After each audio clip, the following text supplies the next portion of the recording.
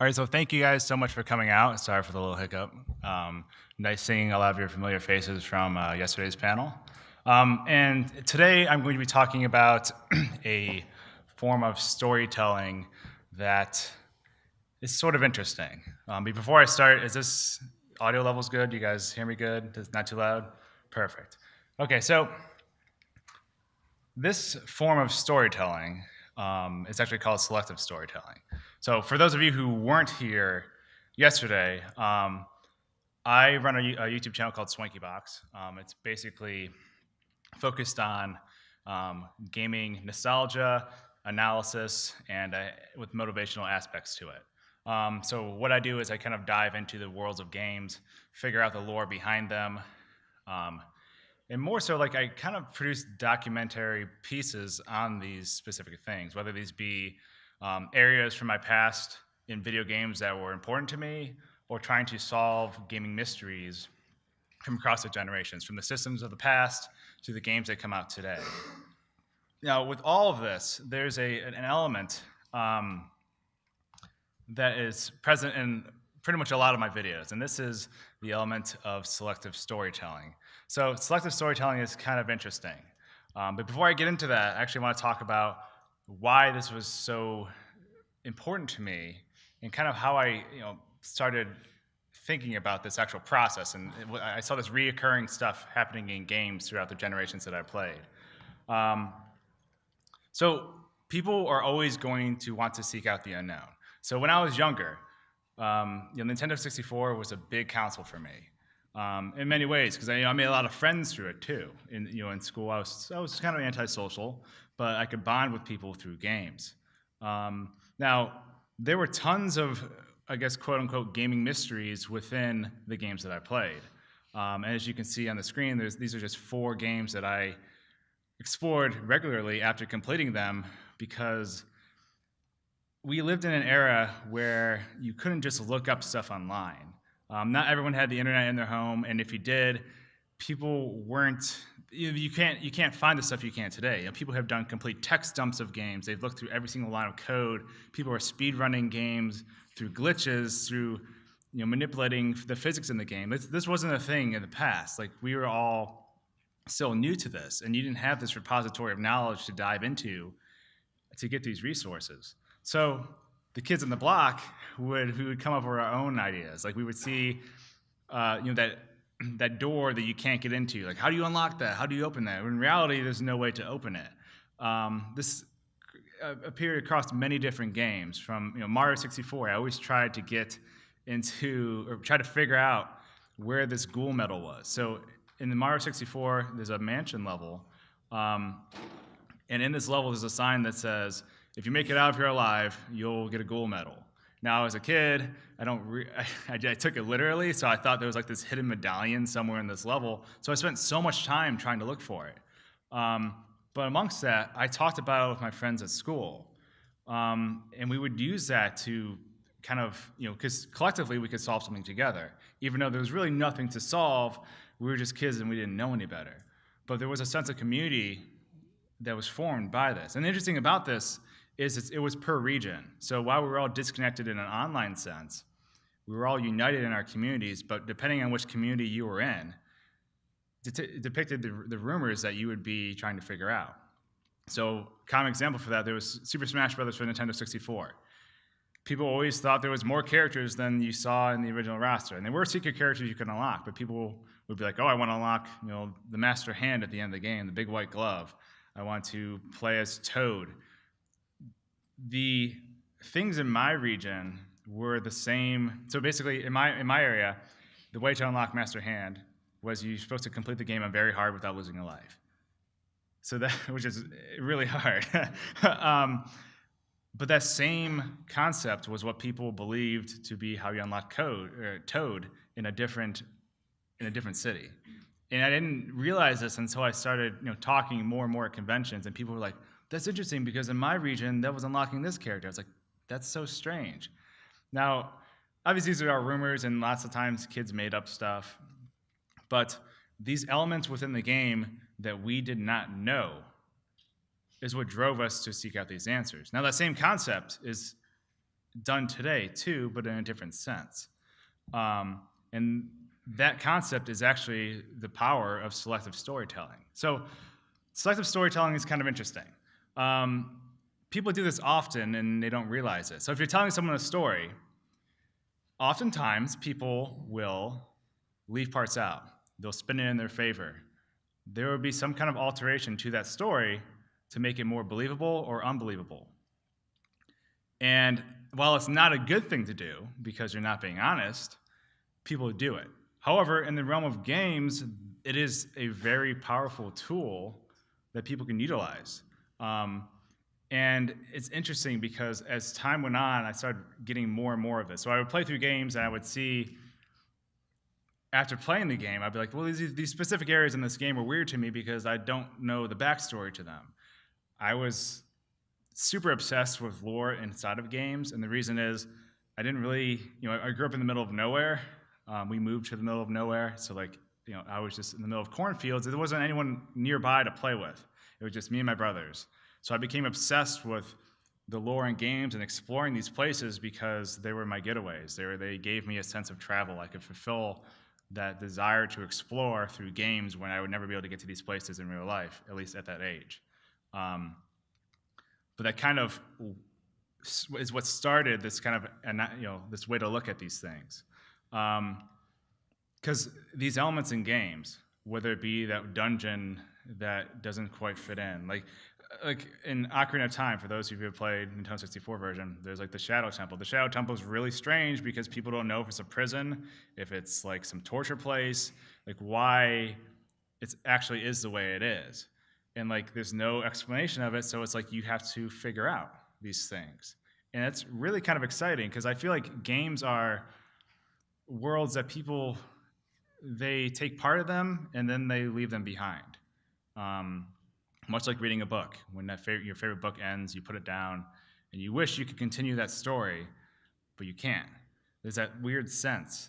For me, that was games all the time. I wanted these games, I wanted to explore things in these games to the extent that I would explore things in real life if I had the opportunity. But selective storytelling, like I mentioned before, which is this concept of leaving out details in the story or not fully explaining something, actually helps a lot, especially for indie developers. And not just indie developers, AAA developers, whatever you're developing, this creates this crazy chain reaction. So I'm going to go through a couple examples and with modern titles and some others that like this is showing you kind of the effect this has, beyond the life of you creating that game, how it affects your game and how it can keep it relevant for a lot longer. So starting off, those of you, I'm sure many of you have heard of Five Nights at Freddy's. This became a sensation once some larger YouTubers actually had picked it up and played it. That's kind of where the awareness of it spread. Before that, people were crazy about it. Like, the Tumblr community was really passionate about this game. There was a lot of, it was really interesting in its own right because it was based around, the idea of Chuck E. Cheese. And as a kid, I would go to these places and I would love them, but you didn't really tell the adults that, hey, those animatronics on stage, that band, it's kind of creepy. It's kind of scaring me as a kid. It's not as joyful as it may seem. So then, someone took that concept and let's make a horror game on it. Let's make a horror game where you are a security guard, you are on night shift, and at night all these animatronics come to life. But the thing about this game, while that was unique in its own right, and the gameplay was new and fresh, it was like you never really played a security guard before where all you could do is watch cameras and protect yourself by shutting specific doors in the facility. There was this lingering sense of an untold story. Why are these animatronics coming to life? Why am I in this pizza shop? Why do you need a nighttime security guard for a pizza shop? And even trying to figure out the year it took place and hinting at other events that had taken place in this lore turned the internet crazy. Everyone wanted to know the answers. Everyone was trying to come up with these theories and things of that nature, which gave this game a second life. because once people were done playing the game, there were 5 levels, and each one, actually there's more than that, there were some bonus ones, but once you got past those, the game was over. And most of them did just increase in difficulty. There was no change in the story, so you would come back 5 nights in a row, which is why the game's called Five Nights at Freddy's. You're basically employed for a week. But once those days were done, it's like, well, the game ends, and you get a paycheck, and you're fired because you tampered with something. It's kind of a really clean-cut ending, and it's then nothing more. But, so all that information is what caused people like myself online to start writing about it, to start piecing things together, screen capturing things in the game and piecing together and making diagrams and trying to figure out what's going on. Like, hey, let's look at that paperwork pinned up on the wall in the hallway. Those are kids' drawings. Oh, they had some information on it. What's this bite of 87? Like, all these different hints at this story that wasn't given to you made people talk about it. They wanted to be the first person to solve it. It was no different than when I was younger, and I wanted to be the first person to find the Sky Temple in Ocarina of Time, to get that ice key in Banjo-Kazooie, all these different games. That was a modern-day form of this.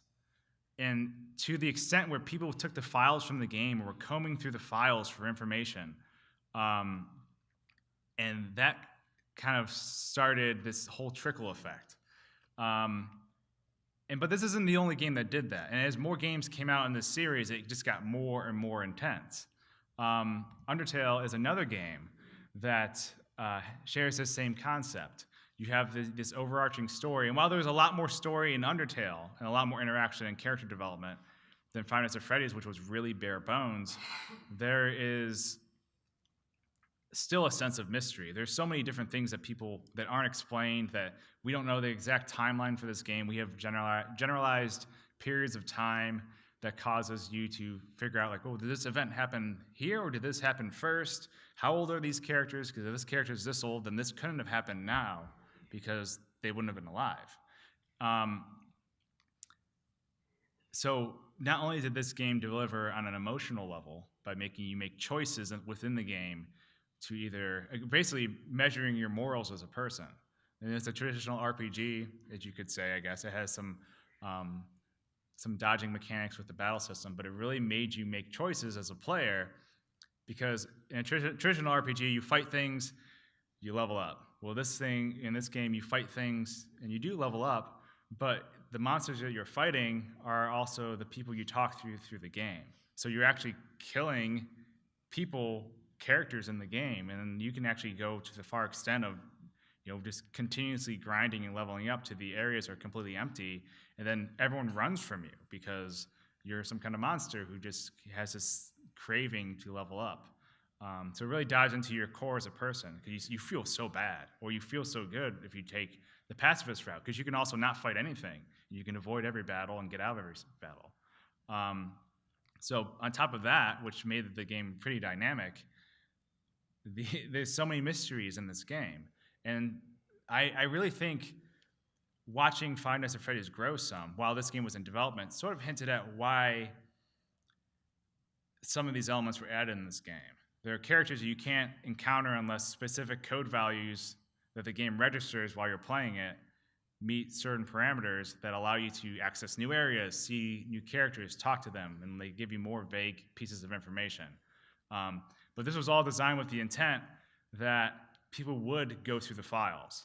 That was like the idea, because there's hints in the files. Like, as soon as you crack open the game and you dump all the textures and all the text and stuff, you find all these hidden information things that, like, hey, don't upload this stuff online. Like, all these interesting things, because he knew people were going to do this. Like, he knew very well. And at first, it was to deter you from ruining the experience of the game. But then once people got past that layer, they realized, like, oh, besides that, which is a totally valid reason, because this was quite an emotional experience for a game, that there was these things he had put in there to drive people nuts, but also to get people to try to figure out the actual backstory to the game that wasn't explained. And that still is going on today. I mean, this game's been out for a year, and people are still debating these things. They're still coming up with new theories and new ways to look at characters. I mean, people have came up with valid theories that paint characters in a positive or negative light to the point where you can't dispute one or the other because they are. I mean, there's no flaws in them. It's like this person is actually evil, this person's or they're actually good, and you can spin it in two different ways, and it's like, wow, that's really it really messes with your mind because you don't know. Um, but again, this keeps the conversation going and going and going, and people producing more videos because if you're a YouTuber, you want to be the first one to solve these mysteries because you're the first one there. You get views from it. I mean, if you think of that, or you just a sense of satisfaction that you piece together and complete the story, and then you can share with other people. For myself, it was all about creating these sort of like vignettes about these characters and the mysteries behind them, and then seeing what the people in the audience had to say, because like collectively they could solve it faster and they could even debunk things in my video, and that was actually awesome because like there are things I did not think of, but all that furthered the same questions, and then those people will go out and make videos or they discuss with their friends, all while keeping the game consistently relevant through the months, through the year. But these aren't the only games. Obviously, these are both viral indie successes. This is under Hyper Light Drifter, which was also sort of in the same category, was a game that was absent of a written story altogether. And this game is really interesting because all you have is visuals. There is nothing in the game, no spoken dialogue. When you go and talk to people, it just shows you like a flash of 2 or 3 images of like generalizing what may have happened. So there's no exchanges in the game. You're just like, you wake up, you got to do these tasks. Something is plaguing you throughout this journey, but you have a calling to do something. Even to the extent within this game, they had monoliths. It's like these stone tablets and things that were hidden throughout the game that you couldn't read, but people could spend time to decode them. And that was like, this game actually had the most intense lore searching I've seen out of any game because it had its own language, like this own font that they created for this ancient writing that kind of explained parts of the story. But even then, like, you were only guessing because you didn't have a reference for what these characters meant. So you only had generalizations, and then people will compare these, like, oh, a lot of the characters in this game are actually paralleling to tarot cards, and like you see in the opening cutscenes, various things like the tower and all these things that parallel to these cards and these characters. And then they also hinted further at, like, because this was released through Steam, you get Steam cards that you earn while playing the game, and all these have specific names. Like, why is this black forest that you see up there on the left side of the screen? Why is that called Judgment? Because if and that is sort of you're introduced to that at the beginning of the game, and you assume this is the antagonist. But if a character is called Judgment, it does not mean.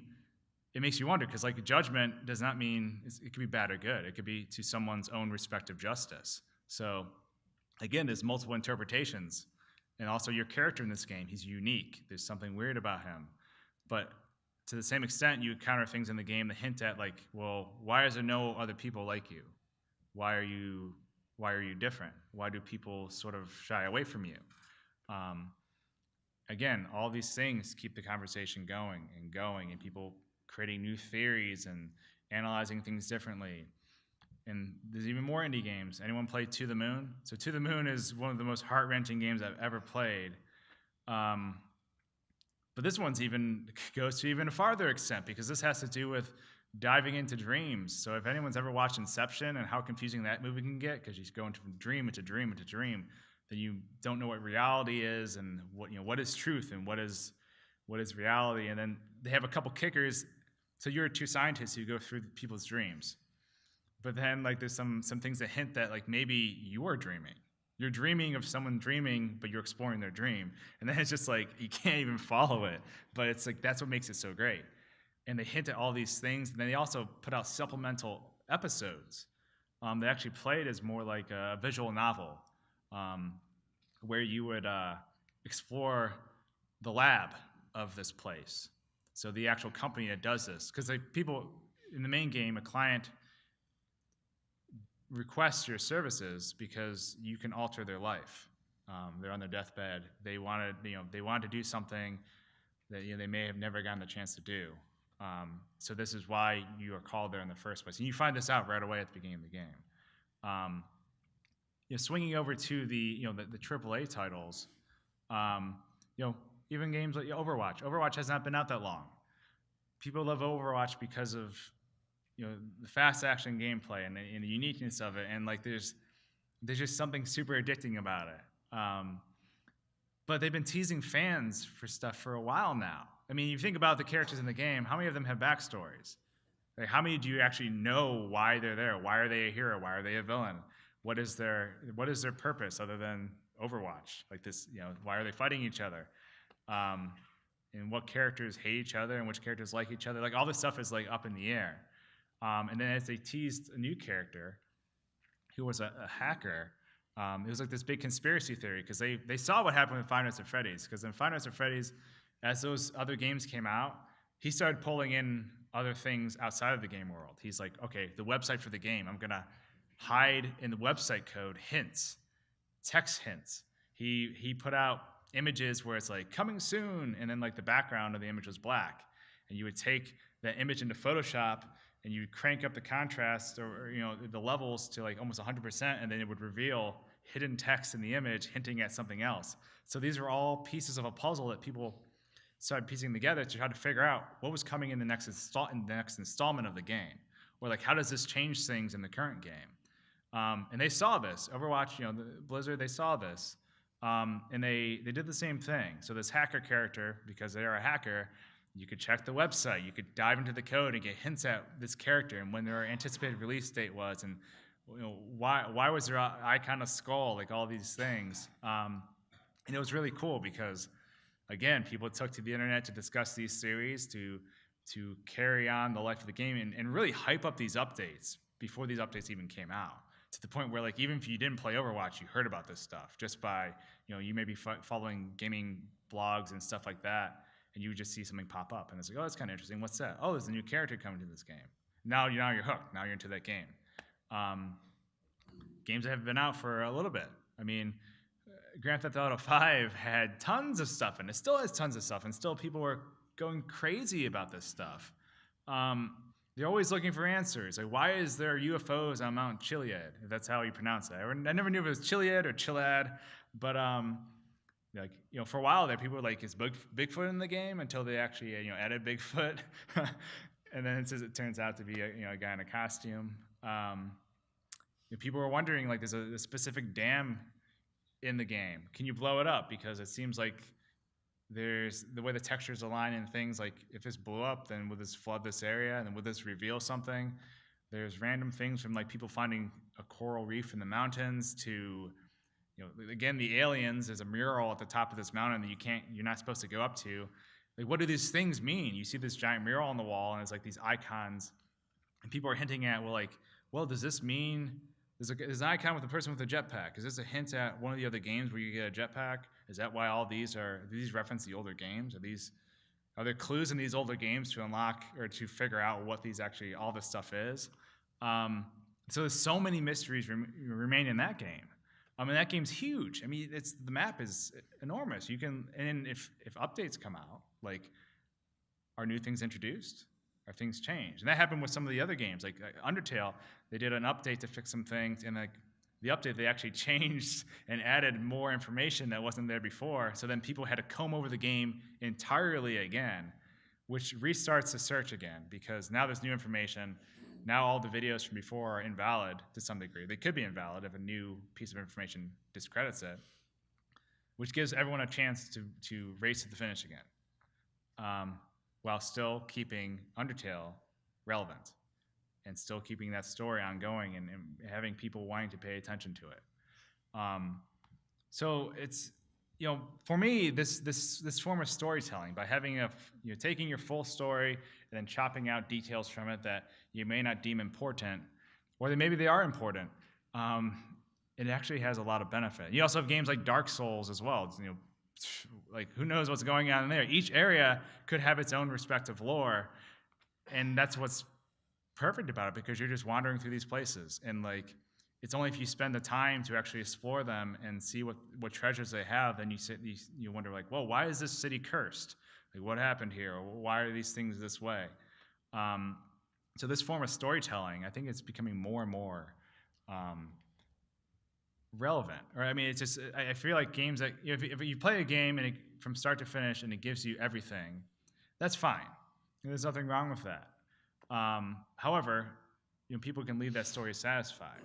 But it's like you think about all these books we read and stuff, or like you wonder where like Lord of the Rings, or why are they going on this boat to the other continent? Like all these, and like I want to know about the past and the past of that guy's past, and um, it's going to keep things going and going and going. Because if we had an answer for these things, I would actually kind of be sad. I think I want them to be a mystery. I want them to be to the point where we can be 99.9% correct, but still have that 0.1% chance of being incorrect.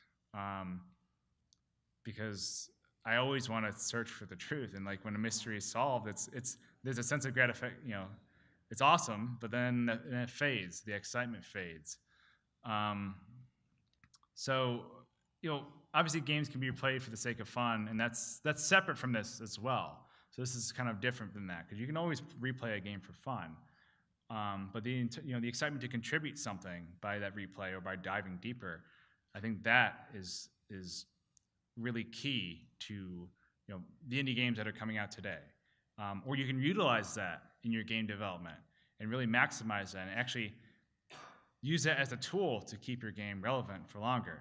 And that's the power of selective storytelling. So now that I've kind of gone over that, I do want to kind of talk to you guys about, what are your thoughts? What are your experiences with this? Are you a game developer? Are you a game player? I really would love to hear your guys' thoughts on this topic, and how it's affected you, or how you may, maybe utilize it. Because the other thing is kind of neat is, me being on the opposite side. I'm not a game designer. I'm a YouTuber who does, I solve mysteries in games specifically. Knowing that, like, if planting this seed, and like, who knows, like I may be solving one of your mysteries one day. And that's like super exciting to me, because I love puzzles. I love solving puzzles. And like knowing that I may be a chance, it's like, I think it's something to really take a look at. But again, I would love to hear your guys' thoughts. Are there any occurrences of this in your past, or anything that you're working on now that you may think this would be relevant to?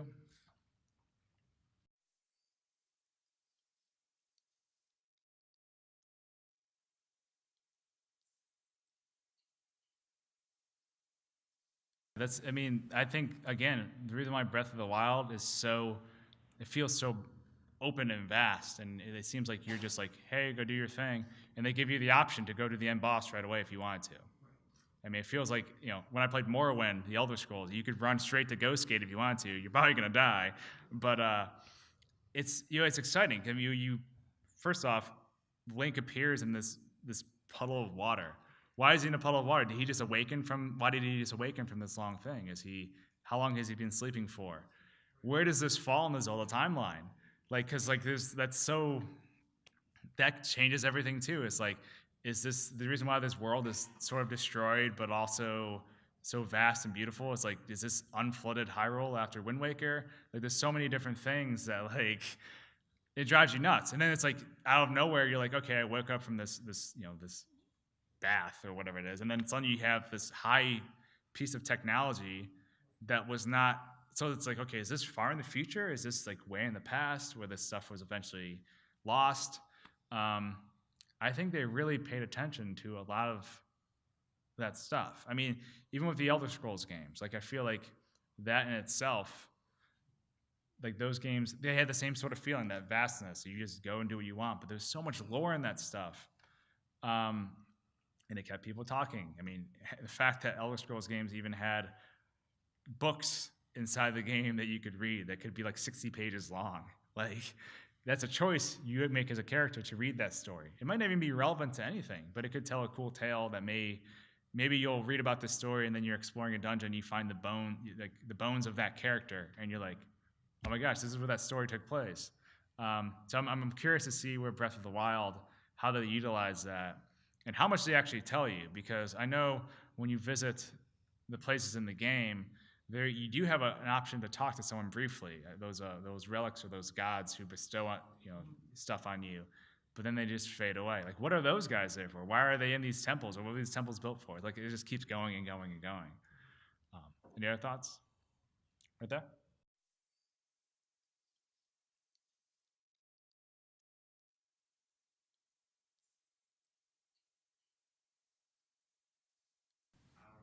Yeah, it's like an extended form of so you have the game itself, and then you're gamifying real life. I mean, that's sort of what Pokemon Go tried to do. I mean, it's still attempting to, but yeah, I think that's another crazy thing too. Is like the game's done or the game's in process, but you have to make it a part of your life to actually figure out things. Right there.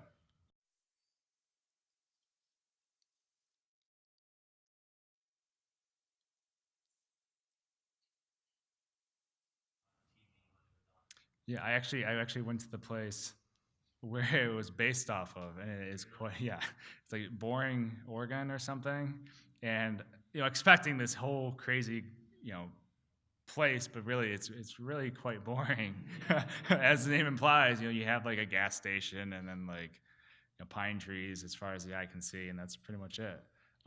But Gravity Falls, yeah, Gravity Falls did the same thing. I mean, it was a kids show at heart. I mean, on the surface, but like beyond that, like it was, and even before they got to the series finales and stuff, like these books that these characters are finding, or the Dipper's finding, like what are these books? What do they amount to? And then you have the twists that come when new characters are introduced. Don't want to really spoil it for anyone who hasn't watched it yet, but yeah, yeah, so much stuff, and like people, the theories on that show too. Even not even just that. So like even another form of this would be anyone watch Stranger Things, Netflix, and you think about that story and like how people's theories on that. There's some pretty interesting analysis on how the monster in that show could be a mirror image of a character that is introduced later on in the series, and that they actually cancel each other out and stuff, and they're basically the inverse of these things. Or I mean, there's people who even tried to parallel Things to a different show, and like actually like these characters are from here, and like this last name's from here. Um, so yeah, it's all over the place. Any other thoughts? Oh, over there.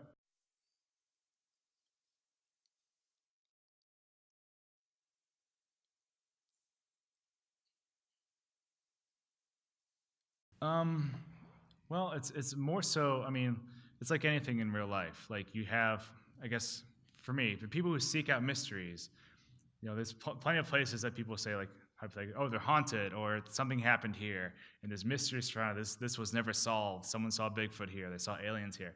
No matter what it is, humans are always going to be curious about it, even if they're scared. Like even if they're scared, there's that line of like you balance between this is so exciting to I'm terrified, and they still push forward regardless.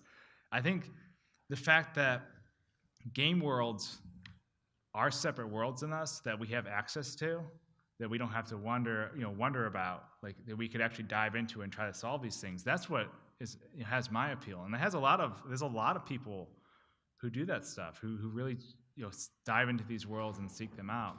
On the portal topic, um, yeah, portal, same thing. It's like, how does the portal gun work? I actually made a video about the portal gun, and a lot of people who talk about even teleportation. Like, is teleportation or wormholes possible, or is it like? Because technically, if that happened, the way that Portal describes it, that would instantly destroy you and recreate you at the next location, which would mean you would die and you would be a copy of yourself. Wouldn't you lose your memories? Like there's all these different things, and then it's like I go into some of the things where like I had a friend help me with this video who's really into some of the that science and stuff, and it was just like it was fun. It was fun trying to figure that out. But yeah, it's all around us. It doesn't matter the game, the story, or even real life. Like people always want to seek out the unknown.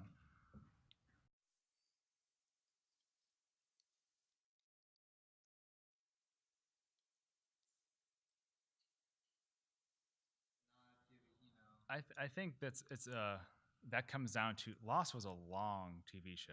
Like I think that's a problem when you have to give people hope. The problem with Lost was like how many seasons was it? Like 70,000. Like I mean, like it went forever, and like you had. I mean, I didn't watch it personally, but I heard tons of stuff on it from like I know there was like some kind of invisible thing that hunted people. I don't know, but if you that's another thing too is like you're dangling something in front of someone and you want them to solve it. You actually have to give them something that they can actually grasp. Otherwise, people will just be like, okay, they're milking it. They want, because you could. I think the problem was like if you make your show like last so long, when people want answers in like season 2 or something, you're really kind of doing them a disservice as your audience because it's no longer about the story or their curiosity. It's more so like, well, can I keep them coming back for more and more and more? And the Five Nights at Freddy's series kind of suffers from that a bit, but not so much because all the installments are digestible chunks. They're not like these huge things where you hope going into you're going to have more answers or have answers, and then at the end you don't. There's always something that adds to the puzzle that makes you change the way you look at a character or something. And I think you can do too much of that, and you can use it as a tool to exploit people too, which is not. That's the I guess the bad side of it. So that's an interesting thing. Yeah. In terms of longevity, you have to be careful too that you don't take people on a wild horse chase that you're never going to give them any sort of satisfaction for. And we have about 6 or 5 minutes left, so I have probably 2 questions. If anyone has any.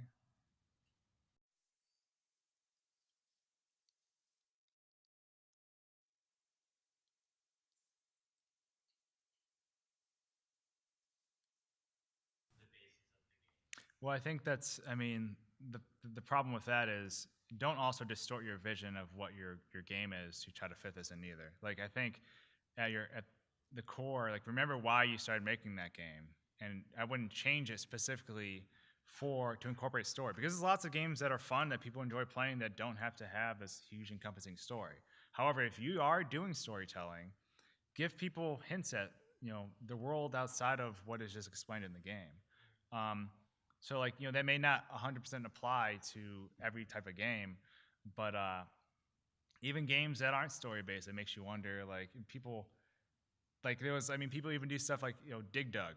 I mean, how much story is there in Dig Dug? But people were like, "Whoa, can you actually inflate things like that? What would happen if you inflated a person like in Dig Dug?" And then some theorists online did, you know, took that analysis or took that concept. I mean, Mario.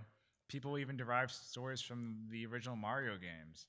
Like, what is it? What is all this? There's a theory channel called Game Theorists, and they have a lot of different concepts on these things. Like, does Peach have like this Stockholm syndrome, which she actually likes to be kidnapped?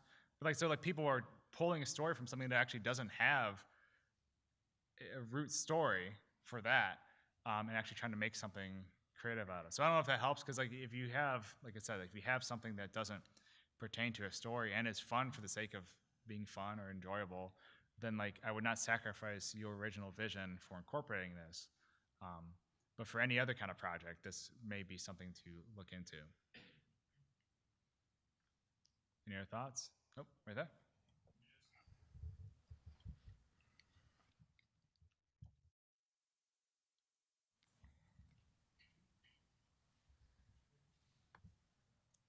Right. I think there's some people who get it, who actually want it to be a part of the story, and then there's people who see it as a cheap exploit, and they're like, "Well, this game did this." I mean, because I think of why those decisions may be made. You think of a big company who has something. Halo 5.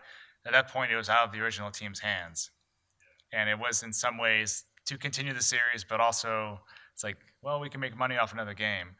Um, is that the one? I haven't played Halo 5. Is that the one with like the bounty hunter dude or something? Or is it?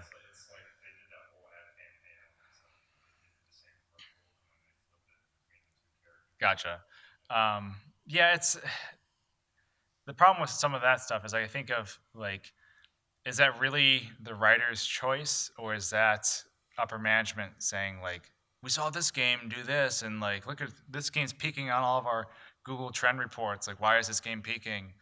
Can we add some of that? Can we add some of that? And like basically art directing someone or trying to create hype where you really don't need to. I don't know. It's like it's an interesting balance too because you have to have good intentions too. Like